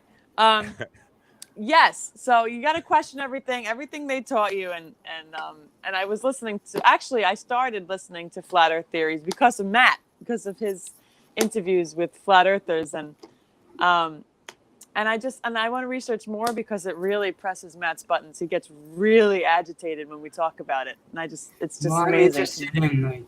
Kat says, "What the hell was that?" That was Kiara saying, "Question everything." Basically, that's what it was. That's so funny. I love told her that. to sing it into her phone, and that's she gave me 4 different versions to use. I used that one was the most energetic, I think. So anyway, that's what that was. Are you a flat earth? What's your take on it, Dean? No, I'm not a flat earther. I've traveled around the world. I'm pretty sure it's not flat. Oh, he said around. You went past the ice bridge or whatever it's called, ice wall. You went over the ice wall and around the bottom of the flat disc. I didn't happen to find my way into Antarctica. Okay. Right. I also like the thought that, to entertain the idea that we're not little tiny speck in this, this huge multiple universe. Get over that. We are a tiny speck. No, but if you think about it, if we were the center, if the sun and the moon did revolve around us, wouldn't it change our perspective on things? You have a master of philosophy in the room. Let's ask him. Would it change your outlook on things to know that Earth is a singular place, not just a small speck in a tiny universe? Yeah. Yeah, I guess that would change my outlook. Oh. See? And for the better or for the worse? Oh, no. Well, I'm actually interested in the kind of like psychology of conspiracy theory. It's interesting. The psychology of a conspiracy theorist, or the theories that the theorists, the people. Because right. the kind of not everyone's out to get them and stuff like that, or not necessarily. So what about philosophy attracted you as a field of study? Well, because I'm interested, like you were saying, there's different ways of looking at the world, and what we're fed isn't the only way, and it's and it's not even the best way. It's very harmful. So if you're able to broaden your perspectives on the way thinking can be, and how we can think and feel. We got some stuff going on in the chat room here now. Jamie said his dad was in the Navy. He sailed around the world, around the globe, and Craig says, or did he?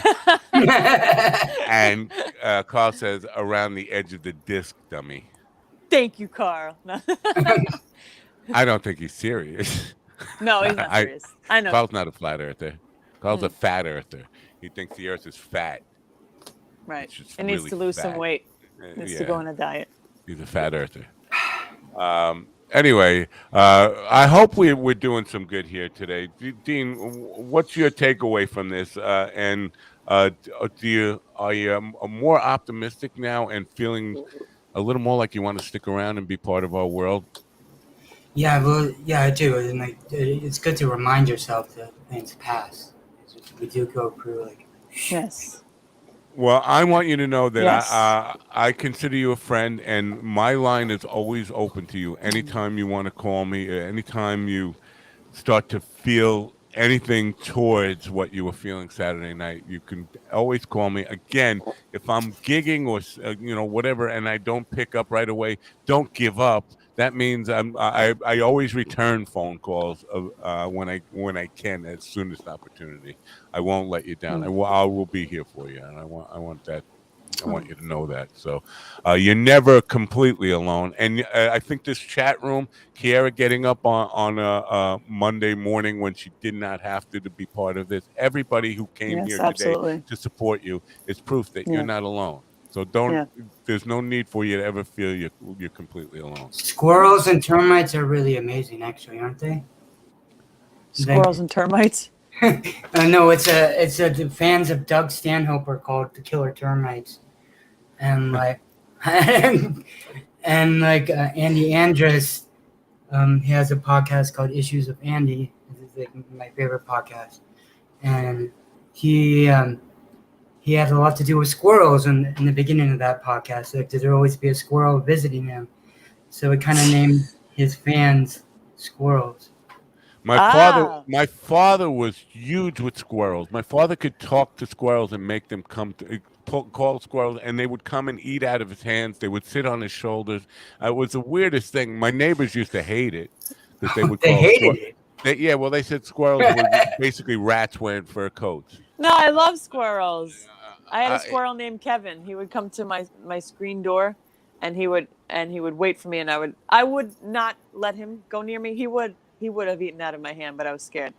But I would feed him, like, pistachios and stuff, and he would open the nut, and he would eat it, and then he would wait for more. He would stalk us. He'd be like, Kevin's here. Kevin's staring at us. It was cute. Kelly says you can DM her anytime, but careful with her. She'll show you her tits. I'm kidding. No, she told me she was going to show me her tits, but she never did. Anyway. Wow.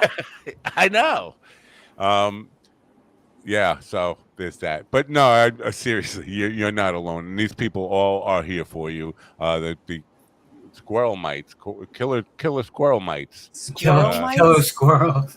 Killer mites termites on and squirrels? Yeah. Well, it's a thing. God. It's a thing. So you have a group of people, a support group here for you who's not going to let you fall through the cracks, and I think that's the biggest takeaway from the show. But again, I think we can't just stop with you, which is why the show is important today. It's and I think we have to kind of pay it forward, and I'm counting on you to kind of spread this around, and if somebody else is feeling this, be there for them. That's all we ask. Yeah. Yeah, I try my very best to do that because I've lost friends. Yeah. I think Kelly. it's important for you, like Matt was saying, to telling my secrets, to work to wait, you're losing my train of thought. I know. Sorry. The most important thing for you to do is to advocate, to go out and speak, like you said, to speak your story. That's what I would like to do, to give your testimony to others, to inspire others in any way that you can do that and get a following and people affirming that, oh my gosh, sorry, my group text is like keeps flashing and I can't see you guys. It's someone's birthday. But any time that you can have people affirm that they've been there too, and just someone saying thank you, you've helped them that day, that's going to give you something to live forward, to look forward to and to live for as well. So to get out there and start. And we kind of have to do it. Yeah. Because no one else can really. Right. Because people who don't understand, they don't understand. Yeah, and some of them will never understand, but out of, like Matt said it, out of 1,000 people that listen, if there's one person today who took what you were saying or Matt was saying and turned their life around, or even just helped them for the day, then you've done something. And I really like that. So sticking with that. Kat is I'd say maybe the nursing home peeps, because I volunteer at nursing homes, and I work at nursing homes all the time too. And you know what? I like to think, put on an act that I'm doing it for them, but most of the time I'm doing it for me. Tuesday after the shooting thing, I was extremely depressed and couldn't do a show on Wednesday. Canceled my show on Wednesday because I could not bring myself to even speak about the thing. But then I had 2 nursing home shows on Wednesday, and it's an incredible way to get out of situational depression, which is different than clinical depression. It doesn't come from anything chemical or any of that stuff. But again, doing stuff for other people, maybe there are, and I know it sounds far-fetched to think, well, nursing home full of old people, would they necessarily be into reggae? We're getting, that music is from the 70s. We're getting there almost. Yeah, I mean, somebody had to point that out to me at one point when I said, we're just playing old music, we're playing classic rock, and somebody said, we're playing for people who are old, our age or older. They're going to love older music. So yes. Not you. You're a kid. No, I worked in the nursing home. But you have an old man fetish. I know that. Hey. No, we talked about this. People my age, they kind of suck. And it's hard to connect.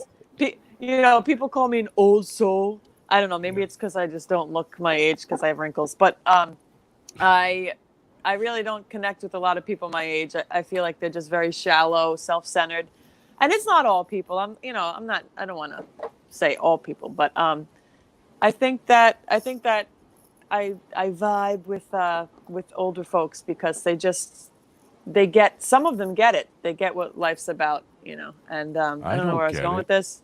I think you get it. I think you get it, Matt. I think you don't give yourself enough credit as well, and that goes back to. No, but I think the kids are all right, I think the kids are all right.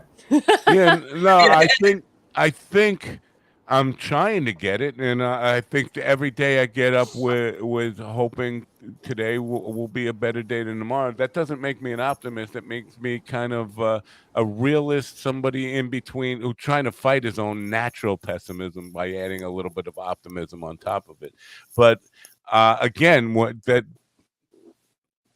helping other people, going to the nursing homes, I do it in the guise of being helpful to them. I'm doing something good. I'm volunteering.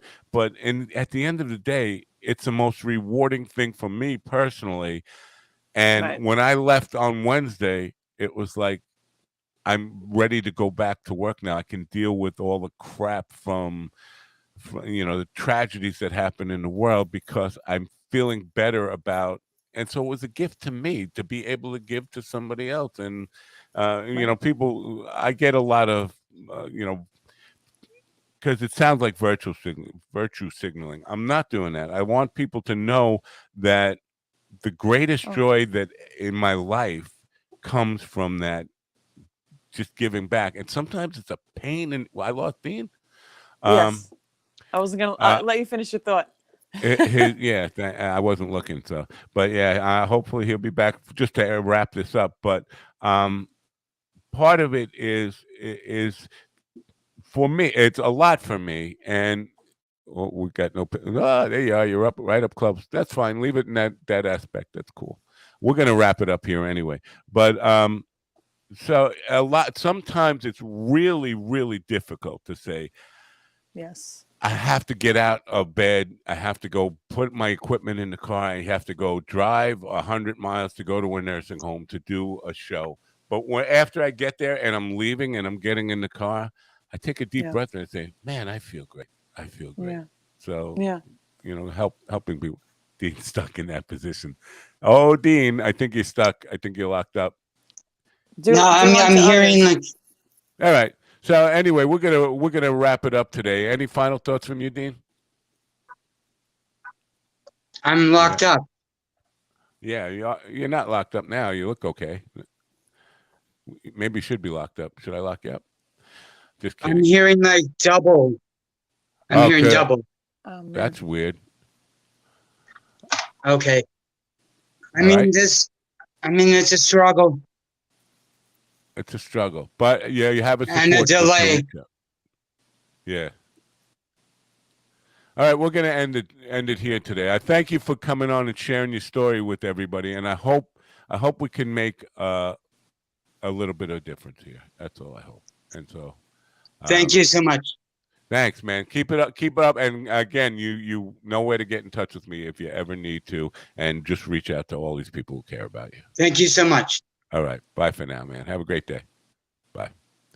And I'll get rid of you, but I have to get rid of you the right way. And I'll let you go. Are you getting rid of me now? Oh, do you want me? I was gonna. What? You have a final thought? Oh. You want to share something? No, I have no final thought. You have a thought?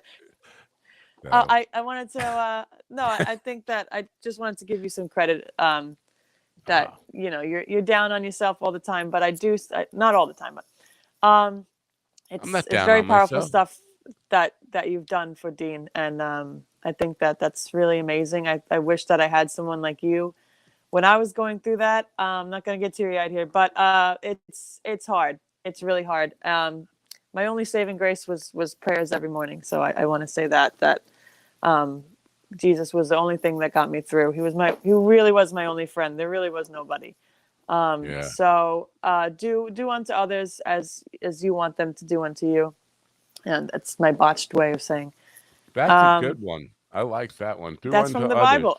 I know it. Oh, is it? Yes. Is it? Yes. I don't know. Yes, Jesus said that. Yeah. So, I mean, if you really just, listen or read his teachings, it's really loving others and not judging. And I think that it's great that you're able to reach out to someone in need. They think I'm doing a Jerry Springer here with the final thoughts. Yes, I can. Yeah. I'm not doing a Jerry Really? Springer, but yeah, well, I know. I know he used to do something You like are my not the final father. Yeah, you told everyone that that awkward day. Oh yeah, 9 months after this gig, this baby came out. Well, it can't be yours because he doesn't look like you either. Oh, I didn't say I was a father. That's not what I was. That's not what I was suggesting at all. No, you said it. No, I was suggesting that you go home from the gig and get busy. Everybody in the room. That was the suggestion there, that after a gig I know, but you go home all. It didn't.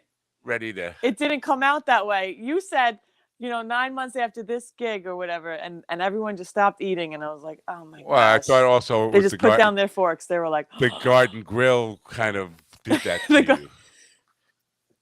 And anytime you play at the Garden Grill, you're gonna go home now and say, hey, come on, store's open. No. All no, right. I think I went home. I went home and threw up, I think, because I was just feeling like so nauseous. But well, it wasn't. It wasn't the Garden Grill food. The Garden Grill food is amazing. They didn't even feed you. Fred, we haven't been back there since, by the way. But anyway, he said, yeah, now it's come on, Maury. Fred. Is it me? It must be me. No. Oh, Maury. Oh. Anyway, you don't want to play back there again. You don't want to play back there again right now. This summertime sucks there because everybody's outdoors and they still leave me in the lounge inside. So it's like there's nobody there. So even me and Mikey were there 2 weeks ago, and I thought we played outside. Not anymore. No, the neighbors don't let you play outside there. Oh no! Yeah, the neighbors call the cops now, so we have to be inside to play music. Oh my gosh! And they have you in the lounge, and there's only a handful of people in the lounge, and then everybody's outside. It's a weird thing. So I don't really like to complain about everything. I seriously, people need to let up. I mean, come on.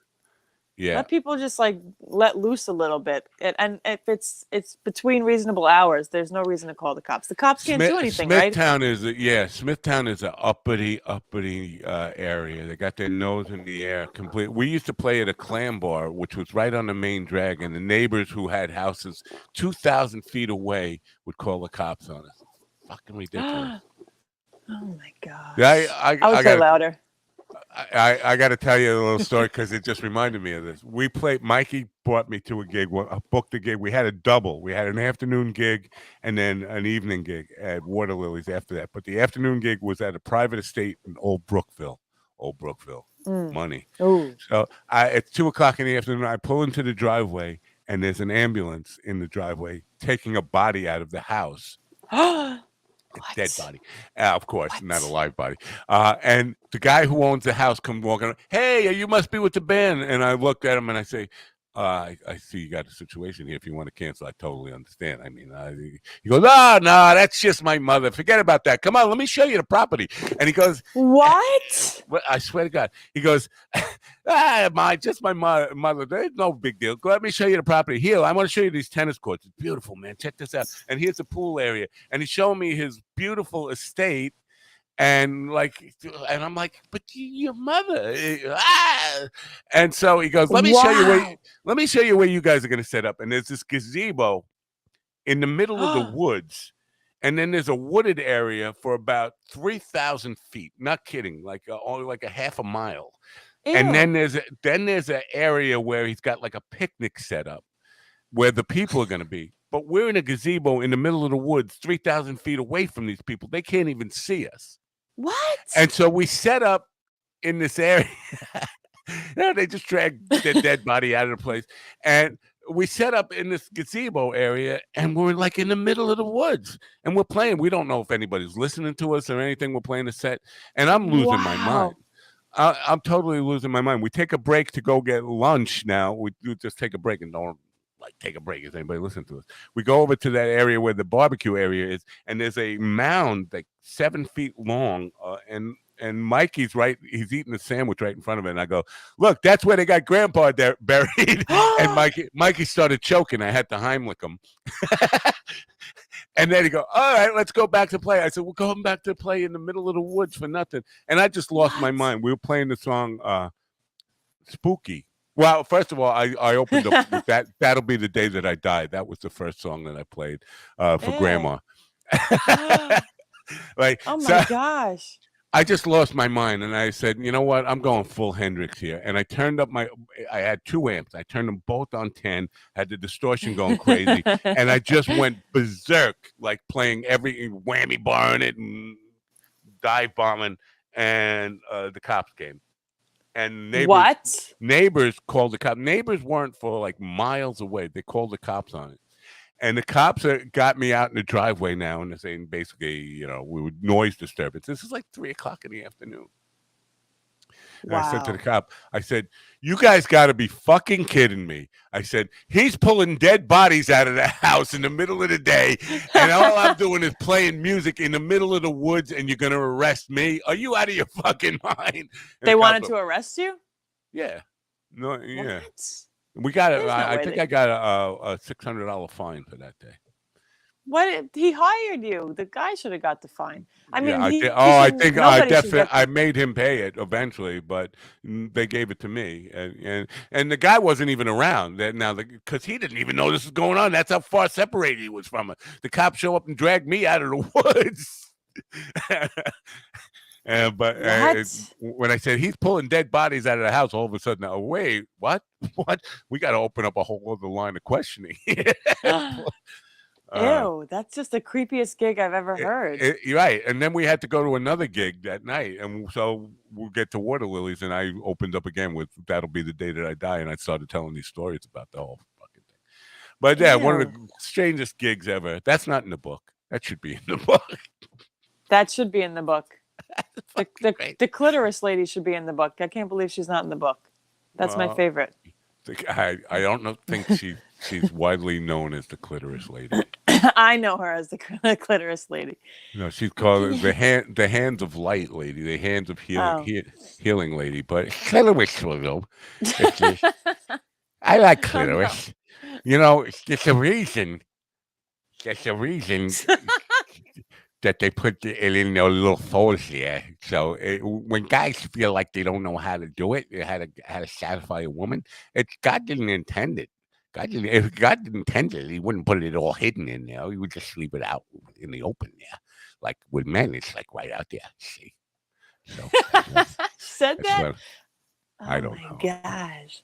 Anyway, I just get uncomfortable with all that stuff. I'd be uncomfortable. I'd leave. Right. I would leave. Especially looking to my left and right and seeing other ladies getting it on. I'd think I'd throw up. Like, ugh. Craig, you got to say that in a Darth Vader voice. Matt, you are not the father. You are not the father. Anyway, I guess we have to wrap this up. I wanted to play the music to get you out of here. That's how because I can't say goodbye to you without playing the music. But I want to play this one more time first. Question everything.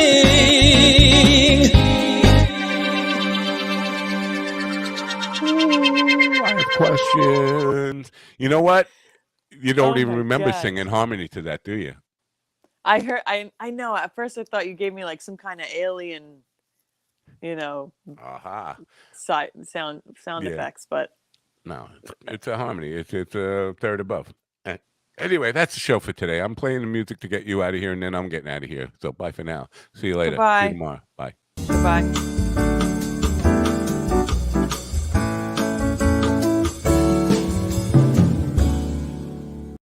Anyway, that's the show for today. Thanks to everybody for all your support. Thanks for coming by. Let's all support Dean, and not just Dean, but everybody. Listen, don't take the biggest message I can share with you all is whenever anybody expresses a thought like that, don't take it lightly. Be there for them. Put yourself out there. Sometimes you're going to get yourself into something bigger than you, something more than you feel like you can handle, but putting yourself out there and paying it forward and being there for people is rewarding in a way that probably can deal with whatever scars you're carrying around. I know it helps me deal with the scars and the damage that I'm carrying around. So I appreciate everybody being here. Hope you have a great day. Thank you so much. I love you all for being here and for being supportive of this. Great people. Pat yourselves on the back for being superstars. Love you all. Have a great day. And I guess that's it. I'm going to say, don't forget to turn on your radio right now. Don't forget to turn on your radio.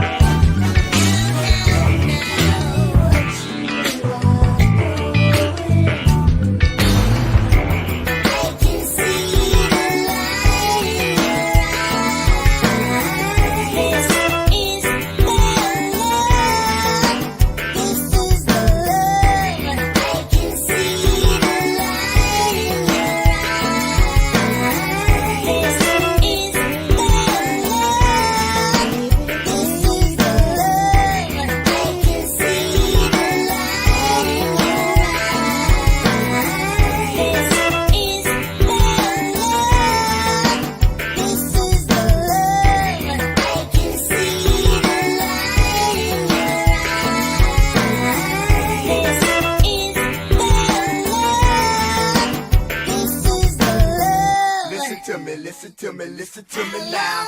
Listen to me, listen to me, listen to me now. Listen to me, listen to me, listen to me now. Listen to me, listen to me.